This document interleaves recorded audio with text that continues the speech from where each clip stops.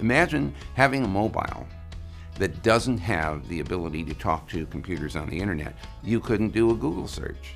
You couldn't send and receive mail. As time has gone on, more and more devices have shown up on the net. They too need to have addresses as well. So the internet was designed in 1973 and launched in 1983. And in that time frame, we thought it was an experiment.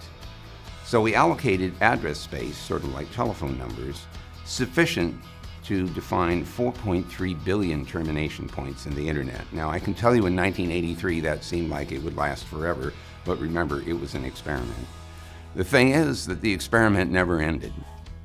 In 1996, we designed a different format for internet packets called IPv6.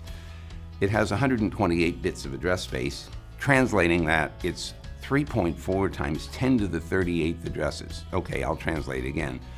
340 trillion addresses. There are already 5.5 billion mobiles in the world. If they all had internet addresses, it would exhaust instantly the IPv4 address space, which, as I said before, is only 4.3 billion addresses.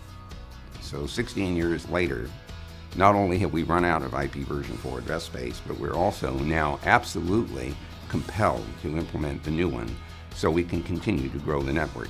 If we don't implement, what will happen is that the version 4 address space will exhaust. People will not be able to get onto the net because they won't have addresses to use. And at that point, the internet stops growing. If I had known in 1973 what was going to happen in 2013, I would have insisted on a much larger address space so we wouldn't have to go through this transition.